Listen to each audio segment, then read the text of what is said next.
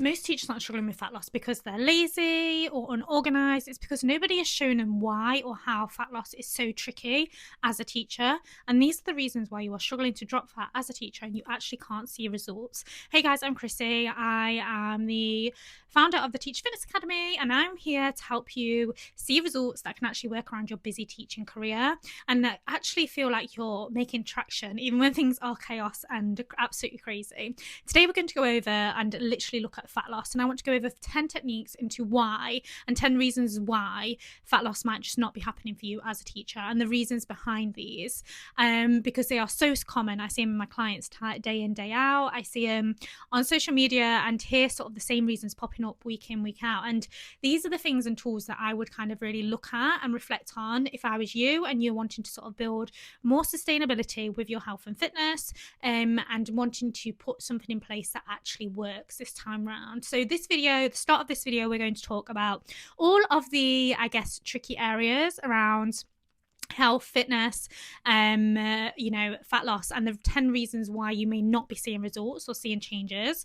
And then we're going to look at some strategies that you can put in place from tomorrow to actually start to see some fat loss results in your journey. And that's how the video is going to be broken down. So if this feels like it's going to be useful, then make sure you hit that subscribe button, follow along. I'm going to put down some timings below so you can see exactly where to go to parts of the video if that's the part that you're really looking at and wanting to focus on. So I want this to be as useful as possible, but if not, let's dive in. So when I was putting these together, I kind of put them together from an accumulation of all the clients that I've worked with, but also the people that I talk to on social media and just my own experience in the teaching world. I kind of thought, what were the reasons that I felt that I couldn't lose the weight when I was teaching? If I wanted to lose some weight or drop some fat, what were the reasons? What were the things that were holding me back? So I came up with 5 areas which I feel are the most triggering areas for teachers and probably the reasons why you're not seeing results. So number 1 is that you are absolutely exhausted. You're running on survival mode. So this can lead to the physical changes, which are things like skipping workouts,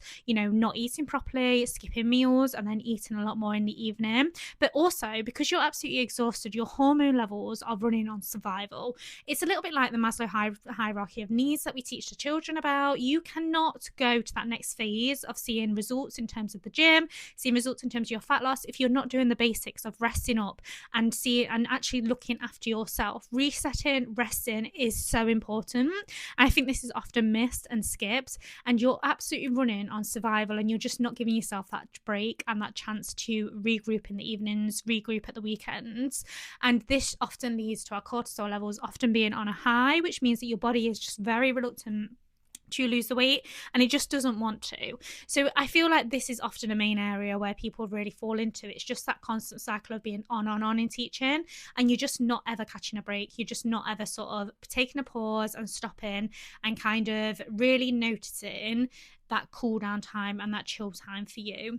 I'd say the second area is you're probably massively underestimating how much you're eating throughout the day. This is very easily done when we're often jumping from task to task. We're incredibly busy. We're not sure kind of what's happening in our day. It's so easy to nip to the staff room and grab a quick biscuit with our cup of tea or coffee. It's so easy to, grab something at break time when the kids are out as well. It's really easy to kind of just pile in our breakfast in the morning, lunch and dinner and not really think about it. And I think we often feel because we're on the go so much, or maybe a lot of the food is quick grab and go, we're eating a lot less than what we actually are.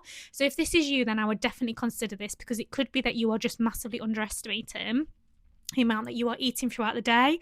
All of those little snacks do add up. Those little quick fixes do have a massive impact. So I think sometimes it is reflecting on that as the bigger picture and thinking, okay, am I actually hitting my goals? Am I overeating? Are there snacks and biscuits creeping in throughout the day? Because all of these things do have an impact and do add up too. So it's just looking at the bigger picture sometimes as well. Number 3 is looking at your weekends. I think this is a huge area. Of course you are exhausted. Your week is so busy. You're probably running around from here, there and everywhere throughout the week. So when you get to the weekend, you just want to collapse. You've given your absolute all to the week, and it's quite easy to then get to the weekend and be I don't want to do anything towards my health and fitness goals. Maybe the gym gets missed, maybe eating well, you just order takeout because you're so exhausted. That is so normal to happen. You've got to recognize that if you are going completely off plan at the weekend, it will have an impact on your fat loss results.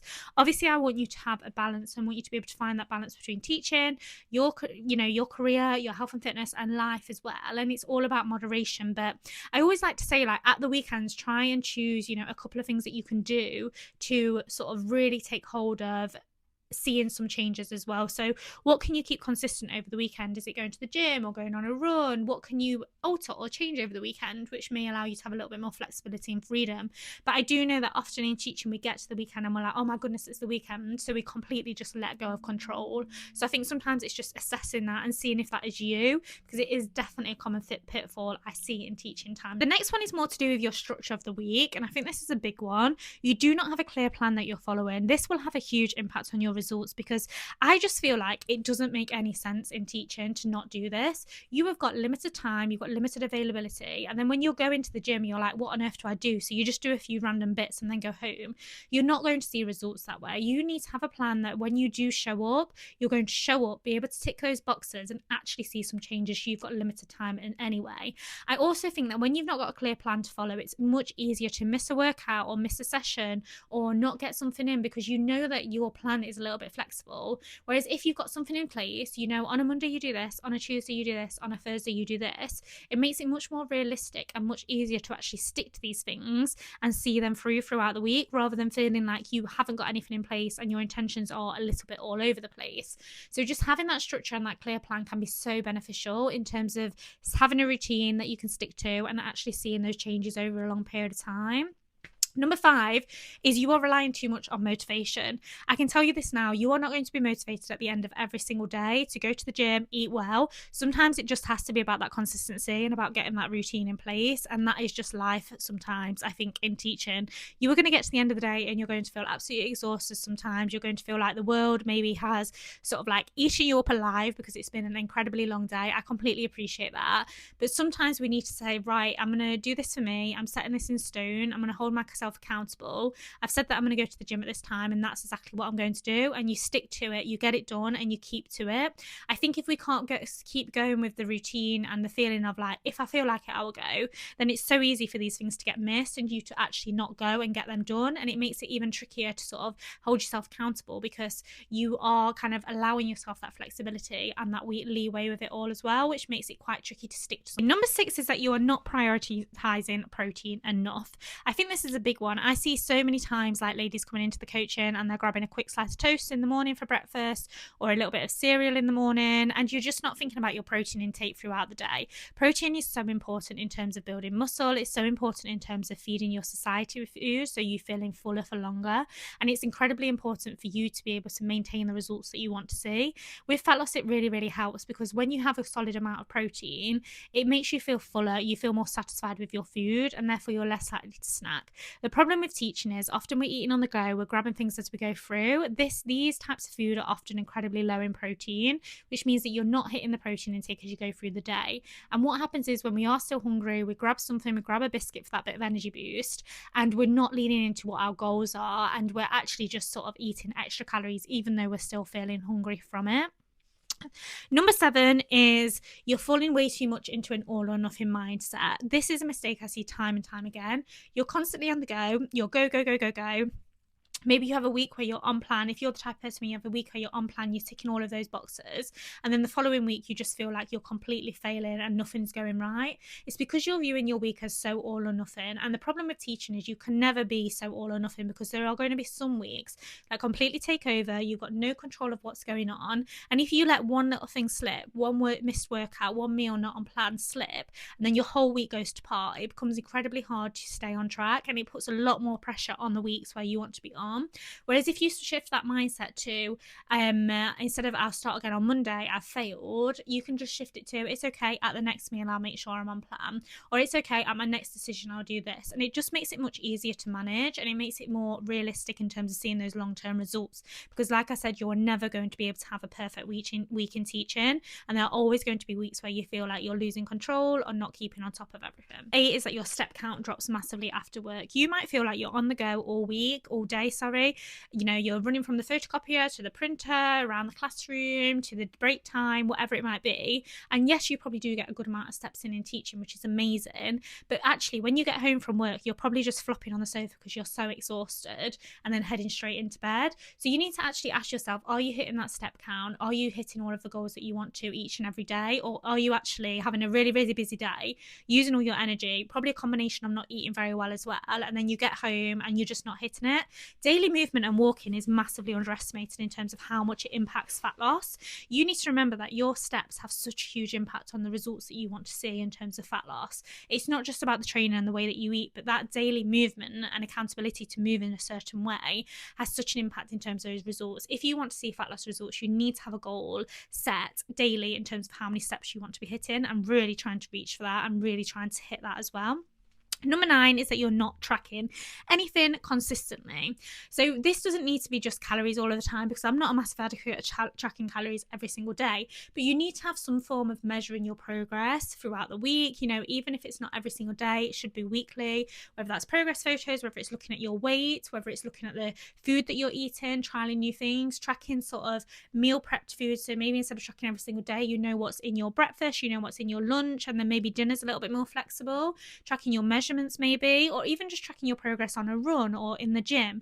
You need to be tracking something. The reason that I'm saying this more than anything is because if you start to see those results improve, it allows you to stay consistent. It allows you to stay on track in the long term because you're encouraging yourself. It's like a form of motivation. Number 10 is that you're putting yourself to the bottom of the to-do list. I know you've got a to-do list that is as long as your arm, and I think it's quite easy to constantly put yourself to the bottom of that. But in teaching, I'm afraid that to-do list is always going to be so full, and unless you make the proactive decision to decide that you're not going to do some of those things on the to-do list because actually you want to get to the gym, or you want to get your food shopping in, or you want to go and get prepped for the week ahead, then unfortunately you're never going to get these things done. Because if you always allow teaching to take priority over you and your well-being, then you're never going to be able to have a cut-off and actually move forward and get those things in place that you really want to get in place. So just making sure that you're keeping yourself accountable and actually allowing yourself to be put first occasionally is so important in terms of seeing those fat loss results. Overall, my 10 reasons for why you're not seeing the results and changes that you want to see in terms of fat loss.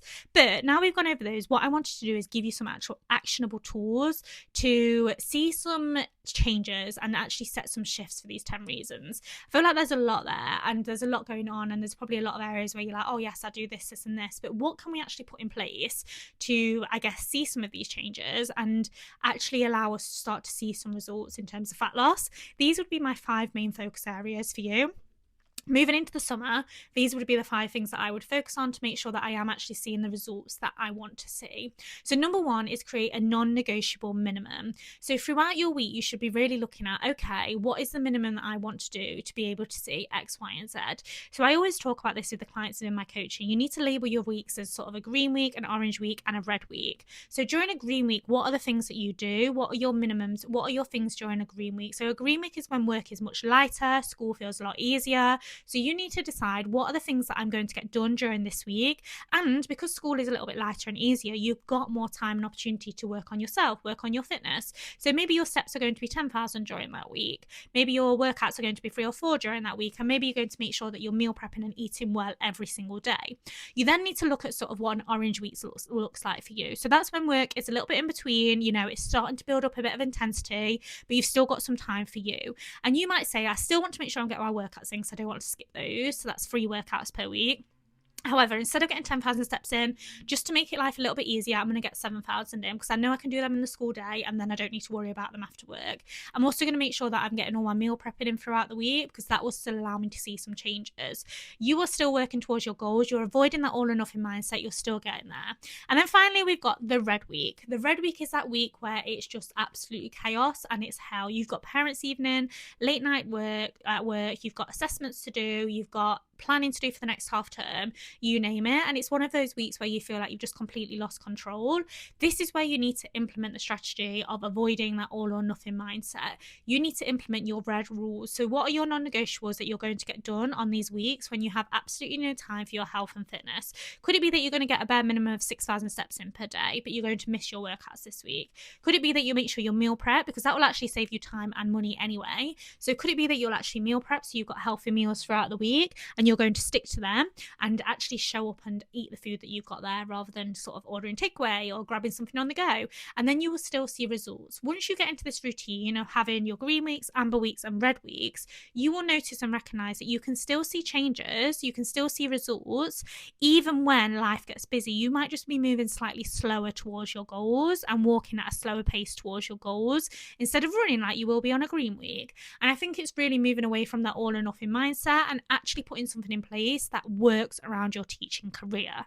This one is actually taking your job and understanding that it's a little bit of a lifestyle. So you need to build your routine around your school day. So when actually works for you to go to the gym during that day? Is it before school? Is it straight after school when the kids have gone? What routine and structure works for you as a teacher? So are you going to take your gym bag with you to work so you can go straight to the gym from work? And I think it's really setting those intentions and setting those timings like they are a lesson, planning your workouts in like you've got to show up from at that time. Because if you had to do a lesson or a meeting after school, you wouldn't say no because I've got this marking to do. You would just do it. And I think sometimes it's about really recognizing your workouts as that part of you. Like at 5 o'clock I go and do this, or at 4 o'clock I go and do this. I'll do these other bits afterwards. And I think it's really looking at your school day and planning in when those things fit nicely. I used to absolutely love my favorite routine, because I hated going to the gym later into the evening because it gets so busy. And I think in teaching anyway, you're just naturally overwhelmed by everything that's going on around you all day. You've got all these people, you just want a bit of you time. Literally as soon as the kids went away from school, I felt like I needed a break anyway. Going to the gym was the best thing I could do. So I literally went to the gym, had 40 minutes there.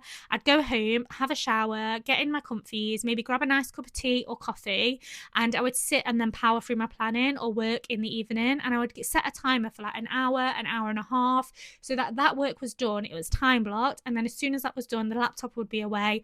I'd be done for the evening and I could move on to the next day. But what it meant was that I wasn't just at work wasting time talking to other people, wasting time gossiping to other teachers, wasting time doing other things. It meant that I was really intentional with my time.